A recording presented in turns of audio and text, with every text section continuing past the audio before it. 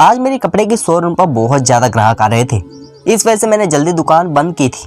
ज़्यादा कमाई किसी अच्छी नहीं लगती। आज मेरी दुकान में बहुत देर हो गई थी। घड़ी पर समय देखा तो रात के 11:30 बज चुके थे। मैंने सोचा मुझे घर चलना चाहिए क्योंकि हर तरफ अंधेरा फैलने लगा था। ऊपर से बारिश भी हो रही थी। मैंने अपनी दुकान बंद की और घर की तरफ चल पड़ा। भीगने की मुझे कोई परवाह नहीं थी क्योंकि गर्मियों के दिन थे। मेरा दुकान घर से काफ़ी दूर पर था, इसलिए मुझे हर रोज बाइक पर ही घर वापस जाना पड़ता था। आज ही मैं अपनी बाइक पर सवार होकर घर की तरफ जा रहा था। मैं जल्दी से जल्द घर पर पहुंचना चाहता था क्योंकि मुझे अपने माँ को चिंता सता रही थी। आज काम में इस कदर बिजी हो गया था कि माँ का भी ख्याल नहीं आया था। मैं अपनी सोच में गुम था कि अचानक मेरी नज़र रास्ते में पड़ी। एक बेबस लड़की पर पड़ी थी। वह सड़क किनारे बैठी हुई थी, बारिश में बुरी तरह भीगी हुई थी। मैं चौक पर रुक गया क्योंकि आज से पहले मैं सड़क पर मर्दों को यूं बैठे हुए देखा था। आज एक जवान लड़की को देखा तो हैरान हो गया था। मेरा उस लड़की के साथ दिल रखा था, इसलिए मैंने उसके लिए भगवान से प्रार्थना की है कि भगवान उसकी परेशानी दूर कर दे और उसकी सुरक्षा करना। मैं उसकी बाइक तेज की थी, लेकिन जैसे ही मैं आगे बढ़ा तो मुझे 3 शराबी बैठे हुए नजर आए थे। वह लड़की बहुत सी अजीब नज़र से उस लड़के को घूर रहे थे, जैसे कोई जानवर बैठा हो अपने शिकार को देख रहा हो। मुझे यह सब चीज़ अजीब लगा था। मैंने तुरंत अपनी बाइक रोकी। मैं एक पल के लिए सोचने लगा अब मुझे आगे क्या करना है। दिल में ख्याल आया आगे बढ़ जाना चाहिए, लेकिन फिर मैं एक बेबस लड़की को ऐसे छोड़कर नहीं जा सकता था। छोड़कर जाता भी कैसे। मेरी आंखों के सामने अपनी बहन की शक्ल घूम रही थी। मेरी बहन ने हमारे साथ बहुत बुरा किया था, लेकिन फिर भी जो भी था मेरा एक बहन था, भाई था। किसी भी औरत को देखकर मुझे अपनी बहन का ही ख्याल आता था, इसलिए मैंने एक बार फिर से अपनी बाइक रोक ली थी। मैं उतरकर उस लड़की के पास जाकर खड़ा हो गया था। मैंने उससे कहा यहाँ क्यों बैठी हो। जब मेरी बात सुनकर हड़बड़ाकर रह गई थी। कहने लगी क्या यह जगह आपकी है। मैंने नाम ही सिर हिलाया और बोला नहीं, यह जगह मेरी नहीं है, लेकिन यूँ सड़क पर बैठना सही नहीं है। तुम यहाँ क्यों बैठी हो, अपने घर जाओ। मेरी बात सुनकर उसकी आंखों में आंसू आ गए। वह कहने लगी मेरी मजबूरी है क्योंकि मेरे पास रहने के लिए कोई ठिकाना नहीं है। मैं कहाँ अपने किसी रिश्तेदार के पास चली जाऊँ। क्या तुम्हारे इस दुनिया में कोई नहीं है। तो उसके चेहरे पर उदासी छा गई। वह कहने लगी अगर रिश्तेदार होते तो क्या आज मैं आपको यह नज़र आती। मुझे अब उससे दिलचस्पी होने लगी थी। बेहद हसीन लड़की थी। बारिश में भीगकर उसका हुस्न और भी निखर गया था। उसके बदन पर चिपके हुए कपड़े उसकी खूबसूरती को उभार रहे थे। कुछ पल के लिए तो मेरा दिल मचल रहा था। मैंने उससे कहा अच्छा उठो, मैं तुम्हें घर ले चलता हूँ। वह लड़की मेरी बात सुनकर एकदम से उठकर खड़ी हो गई। मुझे यह सब बातें अजीब लग रही थी। मैंने कहा तुम्हें मुझसे डर नहीं लगता जो तुम एकदम से मेरे साथ चलने के लिए तैयार हो गई। उसने नाम ही सिर हिलाया। उसने कहा मुझे आपसे डर नहीं लगता। मैं मुस्कुरा दिया था और उस लड़की को कहा कि मेरी बाइक पर बैठ जाओ, मैं तुम्हें अपने घर ले चलता हूँ और फिर सुबह तुम्हें किसी शेल्टर होम में छोड़ दूंगा जब रात में तुम्हें यह सड़क पर नहीं छोड़ सकता। वह लड़की खुश हो गई थी। जैसे वो मेरी बाइक पर बैठने लगी, वो 3 मर्द जो अजीब सी नज़र से देख रहे थे वो मेरे करीब आ गए। कहने लगे तुम इस लड़की को कहाँ लेकर जा रहे हो। मैंने बोला इसको अपने घर ले जा रहा हूँ। उस तीनों से एक बिना बालों वाला गंजा मर्द था। कहने लगा मैं तुम्हें इस बात की अनुमति नहीं दूंगा। मैं बोला क्यों, तुम मुझे अनुमति क्यों देने वाले होते कौन हो। जो आदमी कहने लगा तुम मुझे नहीं जानते कि मैं कौन हूँ और मैं क्या कर सकता हूँ। तुम्हारी भलाई इसी में है कि तुम इस लड़की को छोड़कर यहाँ से चले जाओ।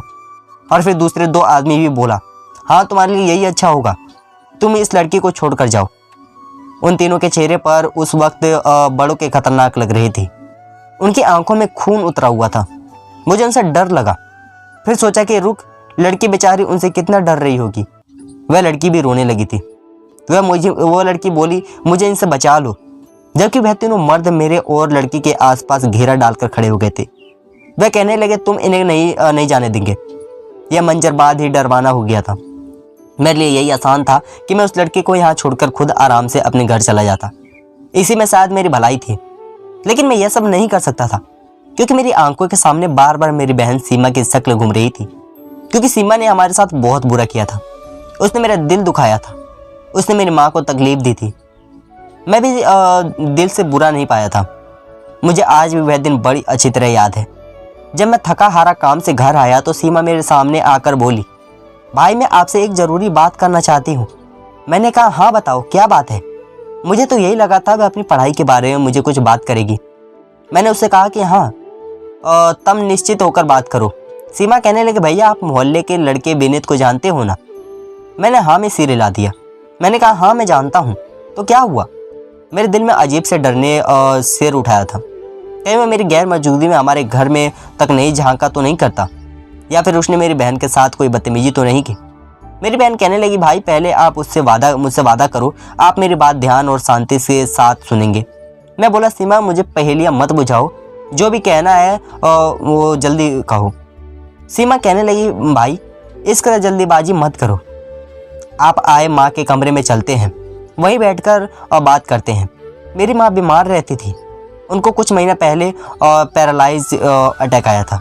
इस वजह से वह बिस्तर से लग कर रहती थी, बिस्तर पर ही लेटा करती थी। मेरी बहन सीमा गई थी। मेरी माँ बोलती थी तो वह हरकत नहीं करता। मेरी माँ का ख्याल रखना था और उन्हें संभालना था। मैं अपनी बहन के पीछे पीछे चलता माँ के कमरे में आ गया था। माँ लेटी हुई थी, उनके चेहरे पर आज भी दर्द नजर आ रहा था। कितनी लाचार और मजबूर हो गई थी, वरना इससे पहले तो पूरा घर उन्होंने अकेले ही संभाल रखा था। सीमा को तो किसी काम को हाथ तक नहीं लगाने देती थी। उसे कहती कि तुम अपनी पढ़ाई पर ध्यान दो, सारा काम मैं कर लिया करूंगी। लेकिन कैसे एक पल में ही सब कुछ खत्म हो गया था। वह एकदम लाचार और मजबूत होकर दूसरों के ऊपर आश्रित हो गई थी। मैंने कहा, सीमा बताओ तुम क्या कहना चाहती हो और इस कदर पहेलियाँ क्यों बुझा रही हो? वह कहने लगी, भाई मैं विनीत के साथ शादी करना चाहती हूँ। हम दोनों एक दूसरे को बहुत पसंद करते हैं, अच्छा लड़का है। उससे मुझसे कहा है कि वह अपने घर वालों के लिए मेरे लिए रिश्ता लेकर आएगा। लेकिन मैंने उससे कहा कि अभी तुम लेकर मत आना, पहले मैं अपने घर वालों से बात करूँगी। मेरी बात पर मेरी माँ कहने लगी, हाँ बेटा, सीमा ने मुझे भी बात की थी, मगर मैंने उससे कहा कि मेरे साथ तो यह बात ना करो, सबसे पहले अपने भाई से पूछूं। अगर वह अनुमति देता है तो मैं तुम्हारे रिश्ते के बाद पक्की कर दूंगी। वैसे विनीता के कोई बुराई नहीं थी, वह एक अच्छा और समझदार लड़का था, अपनी नौकरी भी करता था, अच्छा कमाता खाता था और मुश्किल समय में मेरे भी काम आता था। अगर मुझे दवाई की ज़रूरत होती तो वह घर पर मौजूद ना होता, तो मैं विनीत से दवा मंगवा लेती हूँ। मैं ये सब बातें सुनकर दंग रह गया था। मेरे नाक के नीचे इतना सब कुछ हो गया था और मुझे खबर तक नहीं मिली थी। मैं बड़ी मुश्किल से बर्दाश्त किया था। असल में मैं थोड़े पुराने ख्याल का था। लड़कियों की इस कदर आज़ादी मुझे पसंद नहीं थी कि वह बॉयफ्रेंड बनाए या फिर लव मैरिज करे। तब सीमा बोली, भाई विनीत का नंबर मुझसे ले ले और उनसे बात कर ले। इस बात पर तो मेरा खून खोल उठा था। मैंने उठकर सीमा के मुंह पर थप्पड़ मार दिया। उसकी इतनी हिम्मत कैसे हुई कि वह मुझे विनीत का नंबर दे रही थी, मुझे यह बात कर रही थी कि उसके पास विनीत का नंबर है और वह दोनों आपस में न जाने कब से मोहब्बत कर खेल रच रहे हैं। यह सब बातें मेरे बस से बाहर हो चुकी थी। मैंने उससे कहा, आज तो तूने यह सब बात कह दी, आगे से मत कहना। यह ना हो कि मैं तुम्हारे साथ इतना बुरा सलूक करूं कि तुम सारी ज़िंदगी याद रखो। वह कुछ समय के लिए तो चुप हो गई। अब मेरे सीने में आग लग गई थी। मेरी बहन का एक गैर लड़के के साथ संबंध था और ना जाने कब से था और मुझे इस बात की खबर तक नहीं मिली थी। मैंने अपने आप से बड़ी मुश्किल से काबू किया था। खैर यूं ही कुछ दिन और गुजर गए थे। एक दिन मेरी माँ ने मुझे अपने पास कमरे में बुलाया। कहने लगी, प्रणाम, तुमने फिर मेरी जनाब नहीं दिया। सीमा सारा दिन मेरा सर खाली रखती है। और भाई ने क्या जवाब नहीं दिया? भाई से कुछ पूछे। मैंने कहा, माँ आप सीमा को बुलाए। माँ ने सीमा को आवाज़ दी। सीमा जल्दी से कमरे में आ गई। वह कहने लगी, क्या बात है? मैं बोला, सीमा मैं क्या सुन रहा हूँ? तुमने अभी तक विनीत की बात करना नहीं छोड़ी है। तुम्हें पता भी है कि मुझे यह सब कुछ अच्छा नहीं लगता। मैंने उस दिन भी तुम्हारे मुंह पर थप्पड़ मारा था। तुम्हें इस बात को समझ जाना चाहिए था कि मुझे तुम्हारा इस तरह का कोई भी रिश्ता पसंद नहीं है। मुझे बिल्कुल पसंद नहीं है कि तुम चोरी चुपके प्यार मोहब्बत की पेड़े बढ़ाए। लेकिन सीमा मेरी आंखों के सामने डालकर कहने लगी, भाई मैंने प्यार किया है, कोई चोरी नहीं की है। जो मुझे अपने काम पर शर्म महसूस होगी, वह विनीत के बगैर नहीं रह सकती। अगर आपने एक के बजाय मुझे 10 थप्पड़ दी थी, मारे होते, तब भी मैं विनीत का नाम लेना ना छोड़ती। बस अब मेरी सब्र की हदें पार हो गई थी। मैंने सीमा को हाथ पकड़ उसे घसीटते हुए कमरे में ले गया। रात का समय था। मेरी माँ पीछे दरवाज़ा आवाज़ देती रह गई। वह कहने लगी, भगवान के लिए मेरी प्रणव बेटी को मत कहना, वह ना समझ है। अगर तुझे यह रिश्ता मंजूर नहीं है तो मैं सीमा को समझा दूंगी। आज के बाद वह इस बात का जिक्र तक नहीं करेगी। लेकिन मेरे बच्चे को कुछ मत कहना। मैं माँ की आवाज़ों को नज़रअंदाज करता हुआ बस आगे बढ़ता चला गया था। सुबह जब मैं माँ के कमरे में गया तो वह बहुत बेचैन थी। उनकी हालात बिगड़ी हुई थी। वह कहने लगी, मेरी सीमा कहाँ है? मैंने कहा, माँ आज के बाद आप उसका नाम ही नहीं लेंगे। माँ मेरी तरफ बड़ी हैरत से देख रही थी। वह कहने लगी, कैसे नाम ना लूँ उसका? वह बेटी है मेरी। 25 साल मैंने उसको पाला है, उसको दिल का टुकड़ा बना कर रखा है, और अब अचानक से तुम मुझे आकर कहने लगे कि मैं उसका नाम ना लूँ। सीधी तरह बताओ मुझे मेरी बेटी कहाँ है? मैं बोला, माँ मैं उसको उसके अंजाम तक पहुँचा दिया है। यह बात सुनकर मेरी माँ फुट फुट कर रोने लगी थी। वह कहने लगी थी, प्रणव मेरा बेटा बैठ जा रहा था। मुझे सच सच बताओ, तुमने मेरी बेटी के साथ क्या किया है? मैं बोला, मैंने उसके साथ वही किया जिसकी वह हकदार थी। मैंने उससे विनती है कि आज के बाद आप सीमा का नाम इस घर में नहीं लेंगे, नहीं तो मैं इस घर को छोड़कर चला जाऊंगा और आप जहां पर अकेले रह जाएंगे। मम्मी के चेहरे पर बेबसी से बादल छा गए थे। वह इतने उदास लग रही थी जैसे कि कोई जवान विधवा हो। खैर, मैं अपनी माँ को सख्ती से मना कर दिया था। उसके बाद माँ ने मेरे सामने कभी भी सीमा का नाम नहीं लिया था, मगर उनकी बिगड़ती हालात इस बात को गवाह थी कि मेरी माँ अपनी बेटी की और मैं जानता था तो उनकी टेंशन कभी ख़त्म नहीं हुई, बहुत याद करती है। मैं माँ को डॉक्टर के पास भी लेकर गया था।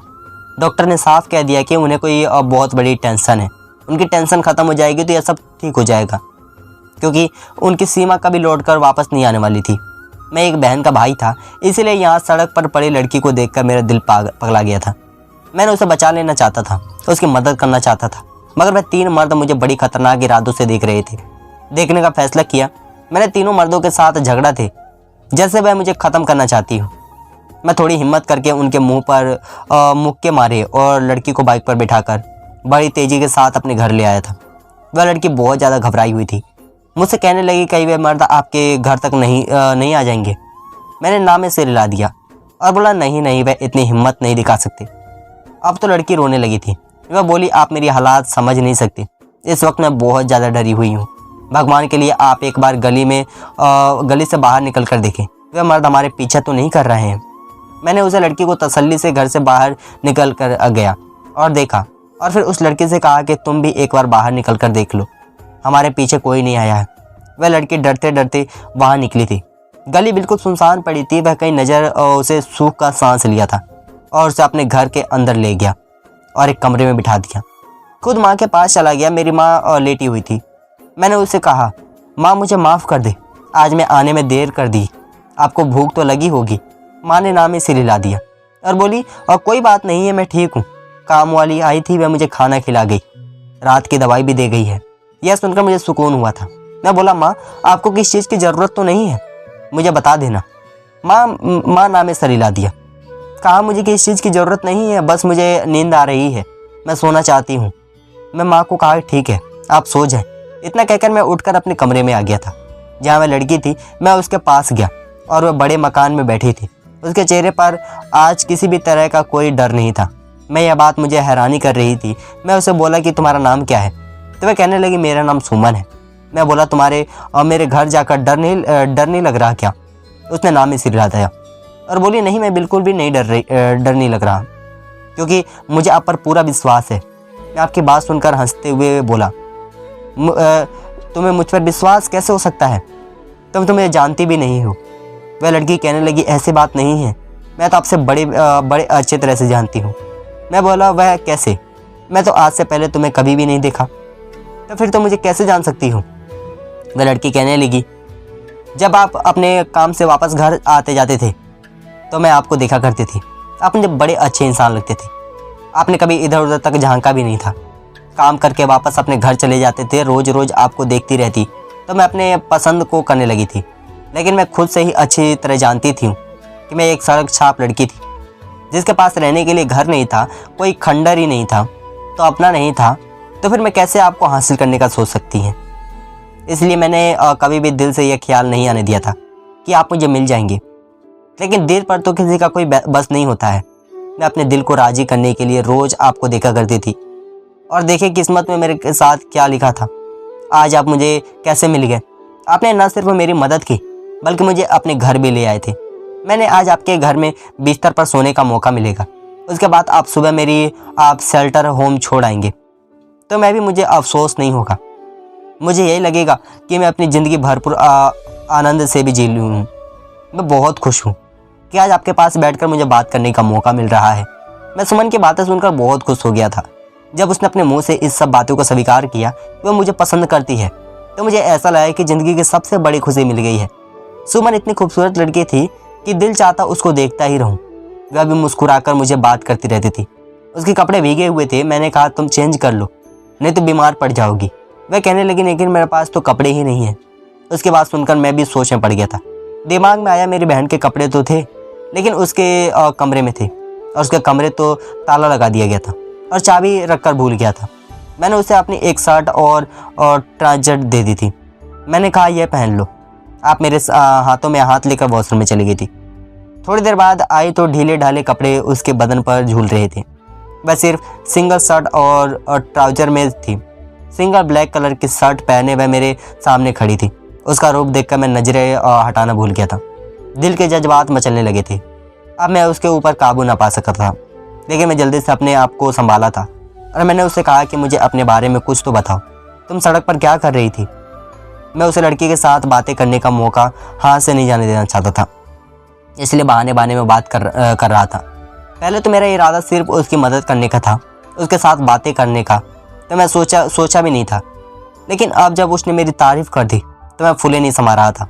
उसकी लड़की को देखकर मेरे दिल में भी मोहब्बत जन्म लेने लगी थी। वह कहने लगी मेरा तो कोई ख़ानदान नहीं है। दरअसल मेरे पापा ने अपने ख़ानदान वालों से छुपकर मेरी माँ से शादी की थी। उन्होंने कभी भी अपने घर में मेरी माँ को वह सम्मानित स्थान नहीं दे पाया जो बहू का होता है। उन्होंने शुरू दिनों में यह शादी खुफिया ही रखी थी। किसको पता नहीं था कि मेरी माँ राजेश की पत्नी है। एक दिन हमें खबर मिली कि पापा की मौत हो गई है। यह बात सुनकर मेरी माँ का बहुत रोई थी। माँ ने कहा अब हमें तुम्हारे बाप के अंतिम संस्कार में जाना चाहिए। मेरी माँ मुझे लेकर मेरी दीदी के साथ घर पहुँची, लेकिन हमें वहाँ किसी ने घुसने नहीं दिया, क्योंकि माँ ने दरवाजे पर ही बता दिया था कि वह राजेश की पत्नी है और उसने मुझसे शादी की थी। वह लोगों ने समझा कि वह शायद झूठ बोल रहे हैं, इसलिए उन्होंने मेरे गेट से ही वापस भेज दिया था। माँ यह देखकर बहुत उदास हुई थी। वह हर वक्त वह पापा को याद करती रहती थी। साथ ही साथ उन्हें अपने ससुराल वालों का व्यवहार भी बोलता था। वह वही कहती थी सुमन तुम्हारे पापा ने कहा था कि हमें हमारा हक दिलवाएंगे, वह हमें अपना देंगे, दुनिया वालों को बता देंगे कि हम दोनों उनके हैं। मगर देखो वह तो हमें तनहा छोड़कर चले गए। उन्होंने तो अपना वादा भी पूरा नहीं किया। अब तुम भी मुझे बताओ कि अब क्या करें, हमारा तो इस दुनिया में कोई नहीं है। मेरी माँ ने भागकर शादी की थी, इसलिए वह वापस अपने ख़ानदान में नहीं जा सकती थी। मेरी माँ हर वक्त चिंता में गलती रहती थी। इस वजह से वह बीमार रहने लगी थी। यही बीमारी उनकी जान ले गई थी। अब मैं पूरी दुनिया में तनहा रह गई थी। मालिक मकान ने मुझ पर बुरी नज़र रखी थी। वह कहीं लगा कि तुम इस घर पर रहो, मैं तुम्हें किराया नहीं लूँगा, मगर रात को मैं तुम्हारे साथ आया करूँगा और खुशी खुशी दिल से मेरा स्वागत करना। मुझे उसकी यह बात बिल्कुल पसंद नहीं आई थी और मैं घर छोड़कर आ गई और अब मैं गलियों में फिरती रहती हूँ। कोई खाने को दे देता है तो कोई खा लेती हूँ और रात को मुझे कोई सोने की जगह ना मिली तो मैं वही सड़क पर साइड में लेट गई थी। मुझे सुमन की सारी बातें बहुत दुख भरा लगा हुआ था। मैं बोला तुम पर इतना बड़ा जुल्म हुआ है, तुम्हें अपने माँ बाप की गलती की सज़ा भुगतनी नहीं पड़ी है। सुमन कहने लगी आपने मुझ पर इतनी दया दिखाई, आपका मेरे ऊपर बहुत ही एहसान है। एक एहसान और करने से मुझे बहुत तेज़ भूख लगी है, मुझे खाने के लिए खाना दे दे। उसके बाद सुनकर मैं शर्मिंदा हुआ था। मैं बोला मुझे माफ़ कर दो, मेरा तो ध्यान ही नहीं किया कि तुम भूखी होगी। मैं तुम्हारे लिए कुछ खाने के लिए लाता हूँ, तो मुझे बताओ क्या खाना पसंद करोगी। वह कहने लगी आप अगर अचार के साथ ही मुझे रोटी दे देंगे तो मैं वह भी खुशी खा लूँगी। मैं बोला तुम चिंता मत करो, मैं भी तुम्हारे लिए कुछ ना कुछ लेकर आता हूँ। मैं घर से बाहर निकला तो कुछ मोहल्ले वाले एक छोटा सा होटल बना हुआ था। मैंने होटल वाले से पूछा आज क्या बनाया है, तो उसने कहा आलू पालक को लेकर जाने हैं तो ले जाओ।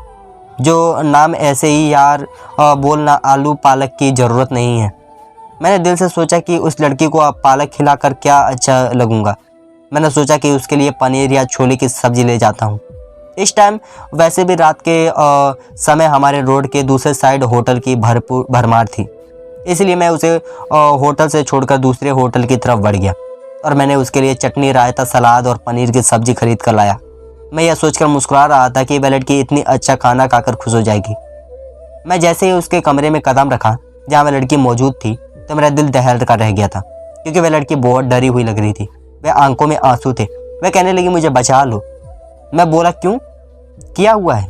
वह कहने लगी, वह तीनों आदमी यहाँ पहुँच जाएंगे। मुझे डर लग रहा है।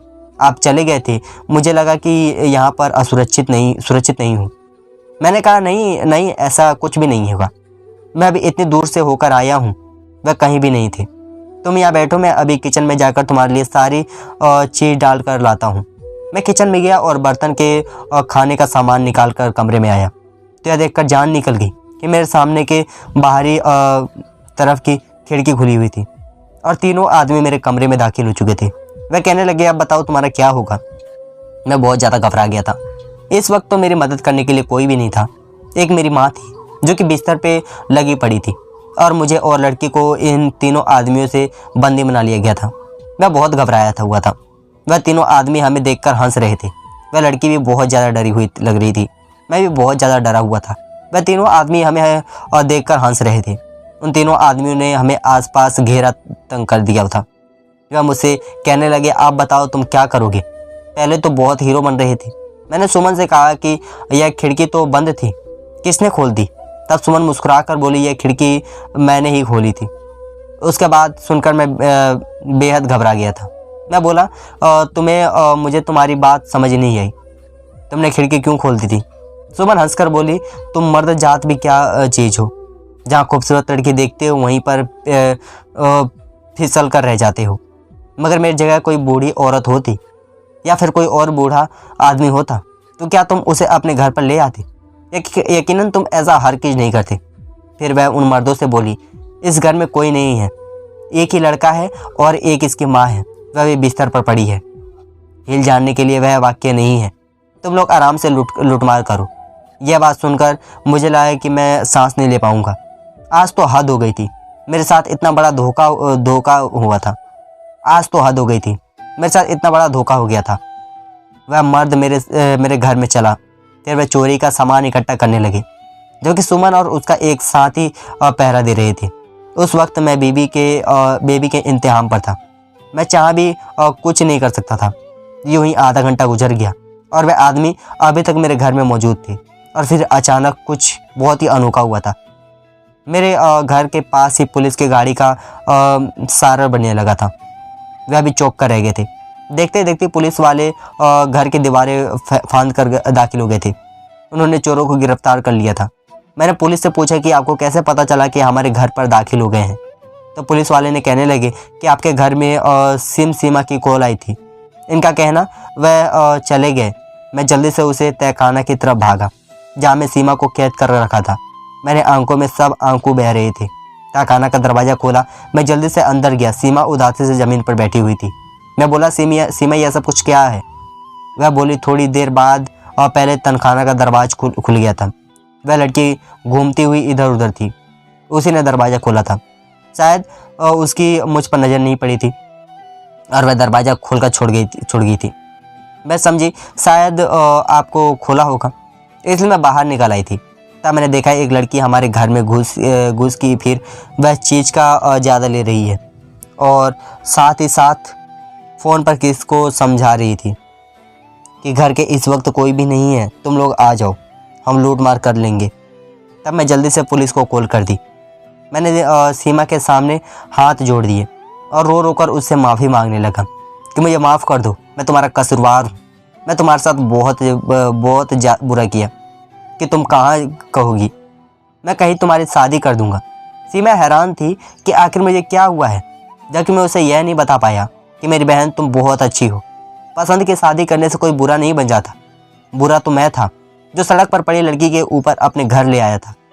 शायद मैं उस लड़की के साथ पाप भी कर सकता, लेकिन मेरे दिल से उस लड़की की खूबसूरती देखकर हवस भर गई थी।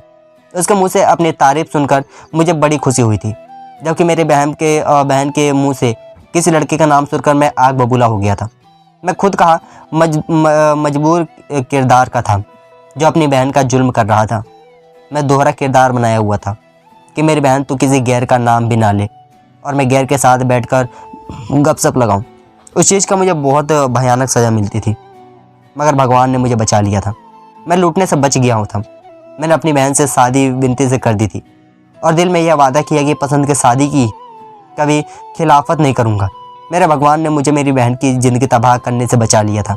मेरी माँ की तबीयत भी धीरे धीरे सुधरने लगी थी और वह खुश हो गई थी कि अपनी बेटी की सही सलामत वापस अपने पास हो गई थी और उनकी बेटी सही सलामत उनके पास आ गई थी।